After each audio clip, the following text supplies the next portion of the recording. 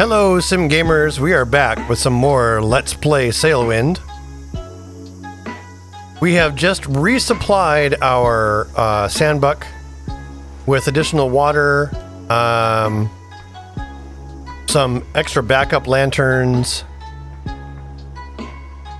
and the like. We were looking at sail customizations in the last episode. We also bought ourselves another piece of expensive piece of equipment, actually, the chronometer, which will allow us to do some calculations to determine our longitude along with our latitude by using the tools that we have available here. So with that in mind, I am going to get myself whatever mission I can, in the area, and get loaded up. So let's head over to the shipping place to see what is available. And a part of me is actually really considering just sailing the, in fact, let's go ahead and do that really quick. Now, in order to get underway, let's take a look at our telltale here. We're blowing directly broad beam, so best thing to do is I'm going to want the front to swing out. So that means release this one. Now, obviously, in real life, the sail will be colliding with that structure. So what I'm doing is I'm actually using the fact that the sails offer asymmetrical thrust when wind force is applied to the front versus the back of the ship, right? However, with this just windmilling right now, or weather vaning in the wind, it's not doing anything. But as we start to tighten up the sheet winch, we begin to see a little bit of momentum gained. Crank our wheel, and we're moving away from dock. Right? If we're going too fast, we just let this weather vane. Totally fine. Now, we do need to get ourselves into a crosswind turn. And the best way to do that, especially in tight quarters like this, is actually to crank the wheel, haul up this sheet, this halyard, sorry. This is a rather tight spot to turn around, especially when we don't have as much rudder authority as we're used to. But again, we can use the asymmetrical wind pressure on each of these things to help us, right? So let's drop the halyard, or release the halyard. Now, wind is pushing against the back of our ship more than anything else. We begin pulling in the sheet winch.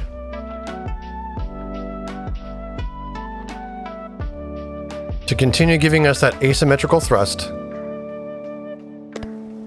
as we come around.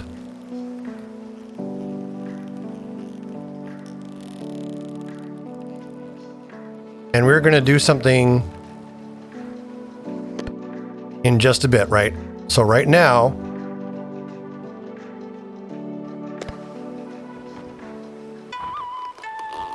we're heading into the wind. So now, release that. Pull this taut. We have a little bit of momentum, but we don't want to lose that, right?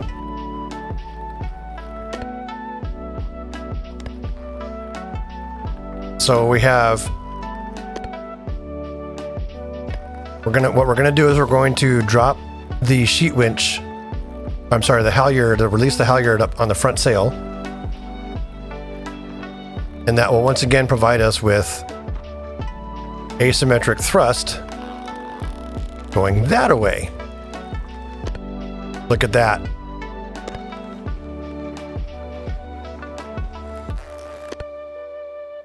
And we can just let this back sail weather vane.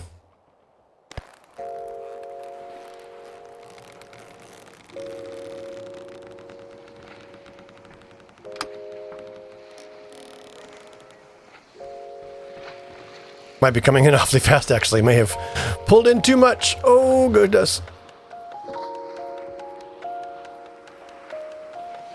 We're coming in hot. Hopefully we don't crash and sink.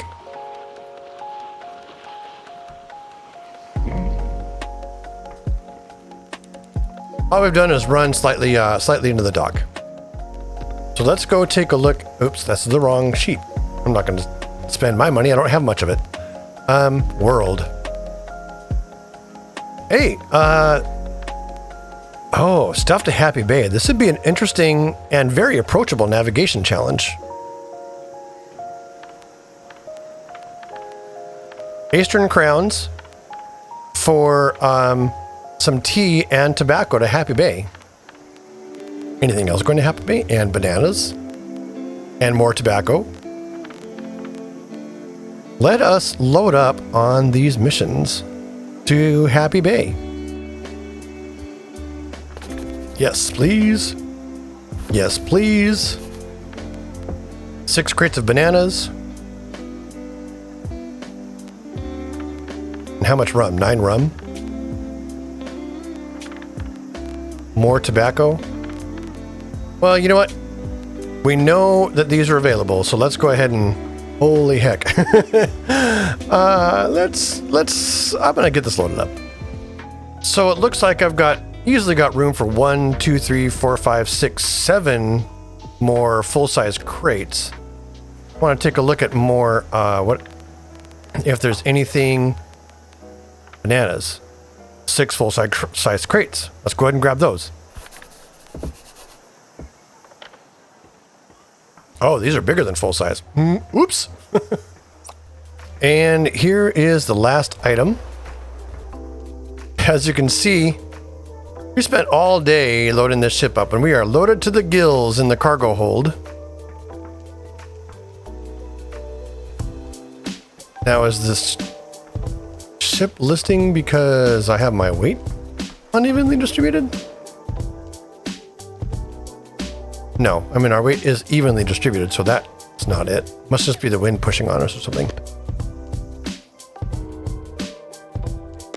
Or the fact that we're being pushed into the dock. Any number of things could be causing that.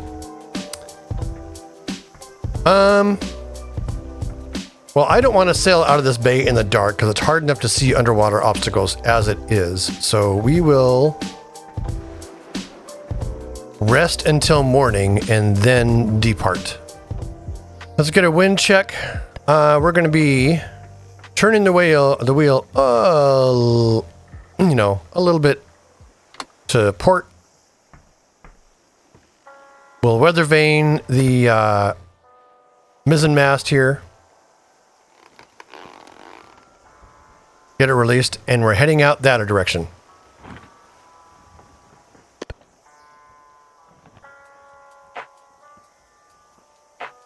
So let's start pulling it until we begin sailing. There we go.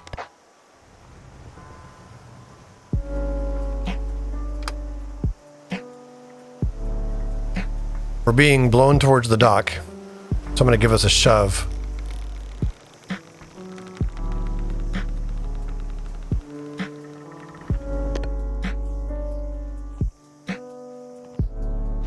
All right, we are more or less underway.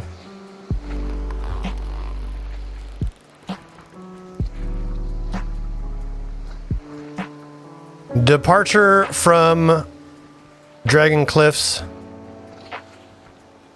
Thank you, Dragon Cliffs. It was an adventure. But we're moving on to Happy Bay.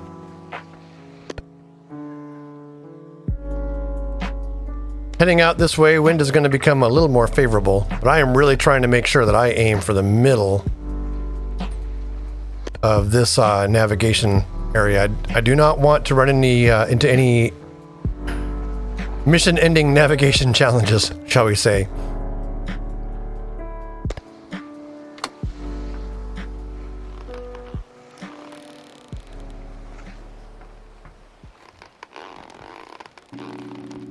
I'm going to weather vane the mizzen mast for now. And we'll just run on the mainsail power, which I'm also going to let weather vane a little more. So there are 2 ways to control how much thrust any particular sail is providing. One of them is to lower and raise the sail. The other one is to change the angle of deflection off the sail. As one of my viewers astutely pointed out, this huge sail is honestly behaving more like a fabric wing than anything else. Wind blows across it. The bottom side produces high pressure, the top side produces low pressure. Some of the wind is deflected, but that pressure differential is part of the equation for producing forward momentum.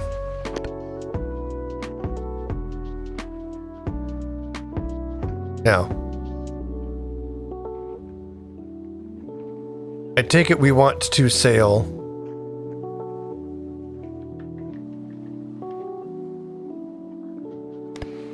this way.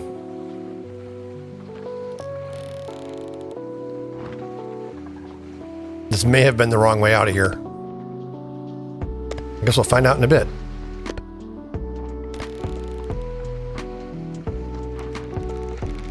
Once again, we're letting that sail weather vane on purpose. Just keeps us going nice and slow. I'll lock the wheel there and start bringing some tension in on the sheet winch.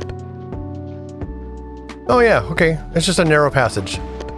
So, see, this, by comparison to when we came in, this narrow passage is cool. It's vertical cliffs.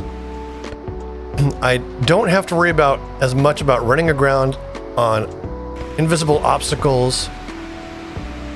I can see the shape of the exit, and the challenge is in managing my ship's energy as I come out this way. And this, to me, is an interesting navigational challenge.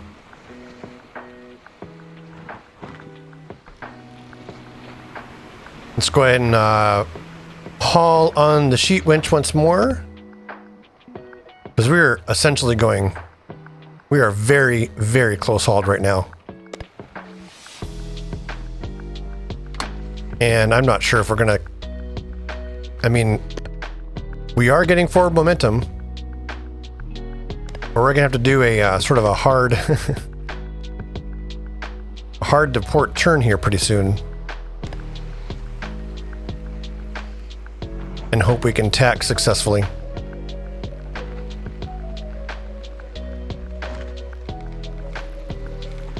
Okay, I need to start turning this. Well, we're going to sail straight that way for a bit. Okay, all the lines are taut. What I kind of want to do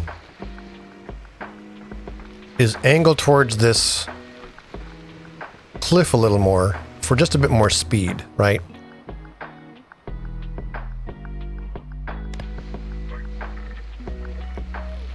And then what we're going to do is turn hard to port. As soon as my sails fall off, I am releasing, I am letting the back sail weather vane. Here we go, hard to port. Hard to port.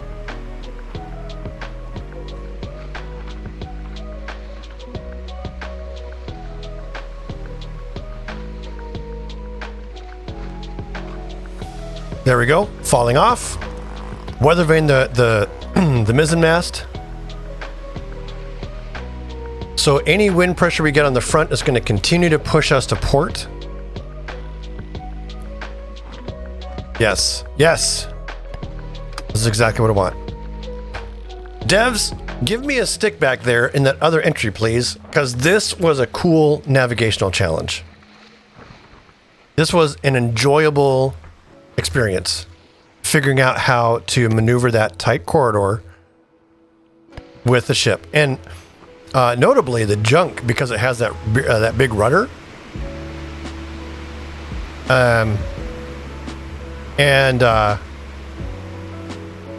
it excels at this type of navigational thing. We're almost out to open sea. I'm going to be keep an eye on and make sure we're not running aground up there. Okay, we're all set. Quite close hauled. So at this sail angle, we're producing very little wind deflection and very little lift across the sail, but it's enough. That little bit of wind deflection basically is trying to pull us left and slightly forward. But because the main keel, I think it's the keel, will not just arbitrarily let the ship move sideways, right?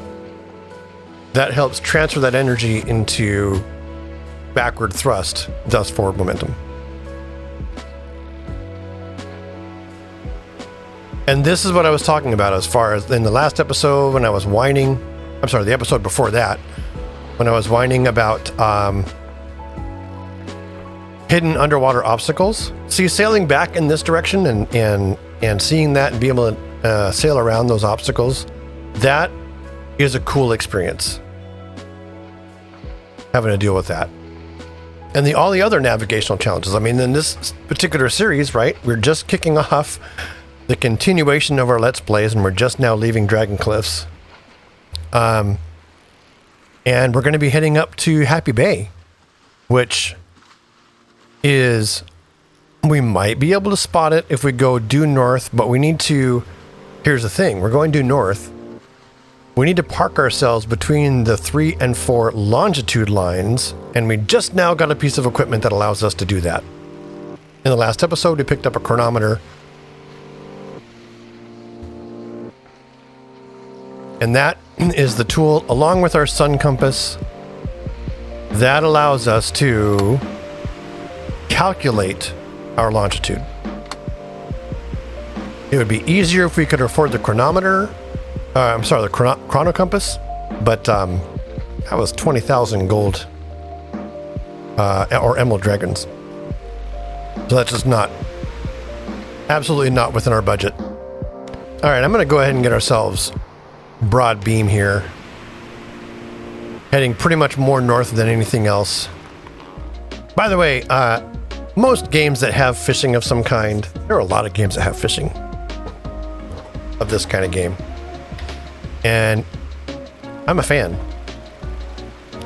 I mean, this fishing is very simplified. You just cast it and reel in, and hope your hook doesn't break. Update notes. Apparently the speed of reeling in, I think in one of the updates, is going to be a little faster. Maybe I'm completely imagining that. Oh, no, I know what it is. It was the in the beta patch, you have a custom, the line is no longer a big rubber band. It's actually a something that you interact with to reel in and let out. Yes, I'm catching my meal right now. One of the things I'm trying to do in these video series as I continue to play them, or especially on my YouTube channel, I mean, this is a hobby, but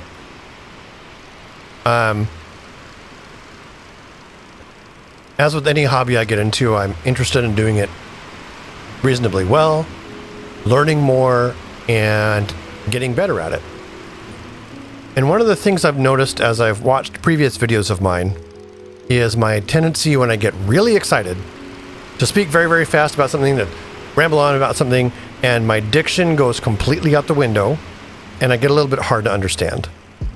So what I'm trying to learn, instead of doing that, is can I get excited, let it be expressive in my voice and the way my tone is and the energy that I use my voice, rather than the speed at which I talk. It's a behavior that I'm going to have to practice and learn over time. So, let me know in the comments or whatever how I'm doing, actually. It'd be kind of cool. And I have to give mad props to everyone who's been leaving comments up to this point on these Sailwind episodes. You all are amazing. It's excellent interacting with all of you and your expertise and different ways to, there's so many different ways to play this game. A couple people are running with basically starter ship challenges and going international waters. One of them is doing the Dow only challenge, and another one, I want to say it's Dante, but I don't think that's right, is doing a Dow only challenge. And Porthos is doing the Cog only challenge. And first of all, I think you both are insane, but also that's friggin' awesome. Me, I'm going to sit in the lap of luxury and totally cheat and use the sandbuck to its fullest for a little while until I can either afford another big ship of a different kind or do some upgrades for this one. But the way the game is now, there's plenty of different styles of play and different ways to express expertise and interest in the game. We won't get to it this episode, we'll get to it later on, but we'll be looking at how to combine the chrono compass and the sun compass to serve all the functions of the single chrono compass instrument, allowing us to measure both our latitude, which we know how to easily do with the sun compass, and our longitude. So if you haven't seen the video on the Navigator's Guide to Sailwind using the sun compass, I recommend you go check it out, because it will describe precisely how to combine the sun compass and the chronometer to measure longitude. And on that note, it looks like we are drifting off into evening here. I'm going to get my catch. I'm going to need to get some goat cheese to eat. And then I think I want to... Oh, here we go. Let's catch this fish. Catch and eat this fish, and then we're going to go ahead and get ourselves set to our final course. Now, I don't know if that shaking actually means I'm at risk of breaking my rod or not, but I'm going to... Because that would totally suck. That would be a... That'd be a proper problem.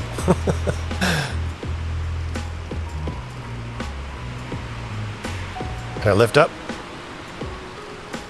There we go. The fish is free out of the water. Pull it in. We're going to chomp it.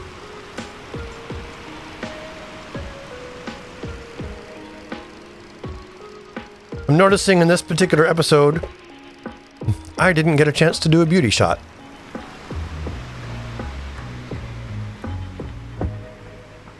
Lost my hook. Alright, whatever the track is next. Coming up, beauty shot. This comment comes from Danler Scott. I was looking for gameplay of this game when I found your channel. Oh man, I'm only 8 minutes into the video and I love your content. You just sold me the game. I was looking for a chill game and this looks perfect. Although, I also see that I will have to put in hours and patience because I don't know anything about sailing. Danler Scott, Sailwind really is a gem among indie early access games. Welcome aboard, and remember to join the Sailwind official Discord, link in the description below. Back to the beauty shot. This track is Gone by Harris Heller, part of the Stream Beats Lo-Fi playlist available on Spotify.